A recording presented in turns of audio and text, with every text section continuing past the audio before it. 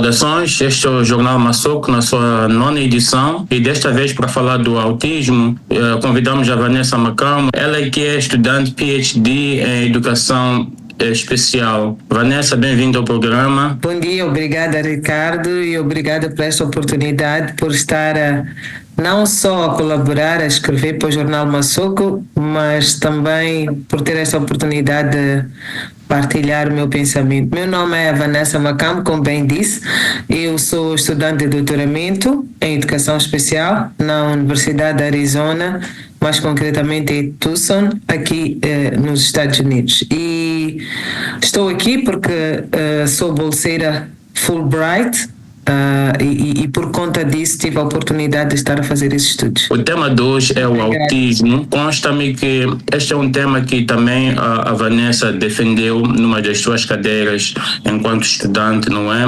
De doutoramento para crianças com necessidades especiais. Fala-nos um bocado o que é o autismo em linhas gerais. Poderia dizer que o autismo é um déficit, normalmente que é persistente, que se manifesta para dificuldade de comunicação ou interação social à volta de diferentes contextos, que podem estar relacionados com o comportamento, podem estar relacionados com o interesse ou podem estar relacionados com a atividade que o indivíduo, com a criança, com o adulto faz. Eu já ia perguntando, quais são as características deste autismo e quais são os critérios para fazer o diagnóstico? Porque senão a gente vê, estava a falar aqui de déficit de interação social, etc., ou a criança é repetitiva naquilo que faz. Será que isso é suficiente, com base nesses pontos, definir que uma criança tem autismo? Talvez a primeira coisa que eu iria dizer é que porque eu identifico ou porque eu vejo algumas características numa criança, eu não posso logo definir, né? Que, esta criança tem autismo. Então, existem alguns fatores que nós observamos e que são categorizados. Um deles, por exemplo, se a criança tem uma comunicação não verbal, é algo que vai nos chamar a atenção e vamos começar a prestar atenção. Em termos de relação social, como é que esta criança se comunica? Como é que esta criança, no seu meio, interage? Não é? Isso é um outro aspecto que nós também vamos olhar. Quais são as condições que existem aqui para esta criança? Em termos de reciprocidade também social, no meio de que aquela criança está inserida. Se é uma criança que muitas vezes, num grupo de 10, por exemplo, gosta de ficar sozinha, gosta de ficar isolada, nós também vamos perceber que aqui existe algo que nos vai chamar a atenção, que provavelmente alguma coisa não esteja bem. Com base nesses fatores que nós vamos observando, que é o atraso na fala, a forma como se comunica, a forma como reage, por exemplo, a algumas situações no ambiente em que está envolvida, nós vamos ver que provavelmente alguma coisa não está bem e normalmente o que fazemos é chamar para um teste. Mas uma coisa que é importante aqui dizer é que o autismo se manifesta de forma individual para cada, não é? Indivíduo, para cada criança. Ou por outra, a forma como vai se manifestar para a Vanessa vai ser completamente diferente da forma como se vai manifestar para o Ricardo. O autismo tem a ver com desenvolvimento neurológico, não é? Então, há uma desordem no desenvolvimento neurológico. Isso, de alguma forma, vai afetar a forma como eu comunico, a forma como eu aprendo e a forma como eu me comporto.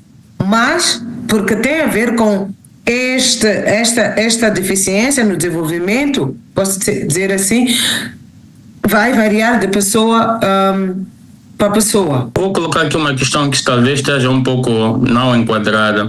É que sendo africanos, né, e principalmente moçambicanos como tal, os nossos parentes, ou é tradição em Moçambique, dar um medicamento, chamam medicamento de panelinha às crianças, porque elas mostram-se um pouco tranquilas ou meio que irrequietas ou não são muito concentradas e às vezes ligam isso a questões lunares ou bipolaridade. Terá aqui este autismo uma relação com esse aspecto que eu acabo de referir? Bom, é assim, se terá uma relação ou não, eu acho que primeiro é preciso entender que cada caso é um caso e tem o seu contexto. Nós, no nosso contexto africano, como eu entendo, nós desde cedo procuramos soluções locais para os problemas locais que nós temos. Então, já naquela altura, os nossos avós curavam a malária, curavam a bilis. Eu até hoje, por exemplo, eu tomo água de cacana, não é? Porque acho que ajuda-me a resolver e a fazer limpeza. Então, já naquela altura, e com os tempos, nós aprendemos que alguns medicamentos tradicionais resolviam alguns problemas. Para nós, o remédio da panelinha está associado com o problema da lua, como nós dizemos, né? Tanto que se temos um jovem na idade adulta com um comportamento assim estranho, nós dizemos, você tomou o remédio da panelinha, tomou o remédio da lua, porque isso foi o que, não é? Nos foi incutido desde sempre, talvez para resolver os problemas do nosso jeito. Alguns dos problemas, provavelmente na altura, podiam até ser autismo, mas nós não sabíamos. Como sabe, em Moçambique, pelo menos, só recentemente é que se começou a falar sobre o autismo, não é? E temos, por exemplo, a Associação AMA, que é a Associação Moçambicana de Autistas, que tem estado a divulgar e tem estado a fazer propagandas em relação àquilo que é o autismo. Mas ainda na pergunta do Ricardo, eu diria que existem alguns comportamentos individuais em relação ao autismo. Por exemplo, uma criança autista normalmente vai ter uma limitação no contato visual. Exato. Não é? Ela tem uma limitação no contato visual. Se tens uma conversa com ela, às vezes ela não vai responder ou vai fazer a moda, às vezes aqui de americano, faz uma pergunta, ou nem sequer. Olha, muitas vezes para essa criança autista nós não vamos conseguir perceber as emoções, não é? Quais são realmente os interesses desta criança? Se tem alguma emoção, não conseguimos perceber muito bem, por isso é que às vezes para os pais, e porque não há essa comunicação verbal, fica difícil para eles entenderem, afinal de contas, o que é que está-se a passar. E muitas vezes, exatamente, também têm para responder, podem se tornar ausentes e ter uma limitação ou retardar na resposta, por exemplo, quando são chamadas. Falando nesta interação para os pais ou encarregados de educação que tenham uma criança com essa condição, né, ou deficiência, vamos lá dizer, de responder a certos estímulos ou a convivência social, quais são as práticas que haveria de e dicas para os pais para poderem lidar com este assunto? Talvez antes mesmo de responder a essa questão, eu ia dizer que o motivo pelo qual também decidi fazer esta partilha é que realmente o autismo tem tido um impacto muito grande na vida das famílias. Nós podemos não perceber, mas tem um impacto grande e é real, não é? Muitas vezes os pais estão preocupados, principalmente para aquelas crianças que são não verbais, por exemplo, estão preocupadas com o seu futuro. Se eu não estiver aqui hoje em vida, como é que esta minha criança, não é, vai se safar, ou vai desenvolver, ou vai se enquadrar neste ambiente?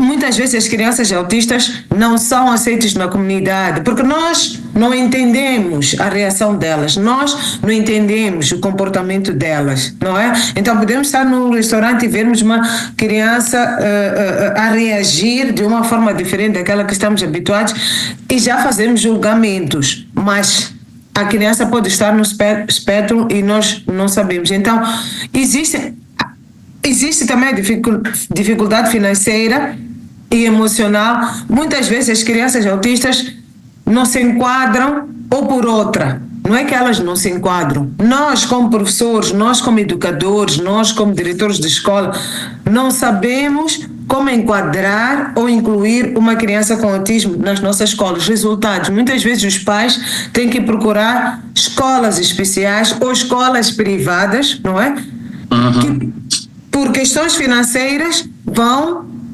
aprender a trabalhar com aquela criança ou vão tentar se ajustar, que acaba sendo um encargo para os pais, para além dos diagnósticos que tem que acontecer. O outro aspecto do impacto na família é a questão do sentimento de culpa. E em alguns casos até leva a lutas entre o casal, não é? Os pais, eles não estão unidos, ou porque isso é da tua família, ou isso é você que trouxe isso aqui, ou percebe? Pior, nós no nosso contexto, isso com muita facilidade pode acontecer. Uma das coisas que é importante, que eu acho que a AMA está a fazer muito bem, eu realmente admiro o trabalho da AMA, é tentar estabelecer uma presença na comunidade. A comunidade tem que saber que existe o autismo. A comunidade tem que saber como é que se manifesta, não é? Eu aprendi através da presidente da AMA, por exemplo, que a cor do autismo é azul, ou que representa o autismo. Eu não sabia, não é? Mas é porque eles fazem essa mensagem, é porque ela passa a mensagem. Então é preciso fazer parte da comunidade. E a última coisa que eu diria, são várias, mas é, por exemplo, comemorar a cada passo, a cada etapa que nós ultrapassamos com a nossa criança autista, com o nosso adulto autista. É preciso comemorar, não é? Se era não verbal e passou a ser verbal, é preciso nós comemorarmos, porque é um avanço, não é? Exato, o autismo é algo que ainda nos Estados Unidos talvez esteja um bocadinho mais avançado e formas de apoio, mas em muitos lugares, como o nosso contexto, não é, de Moçambique, ainda não. Então, cada vitória é preciso celebrar.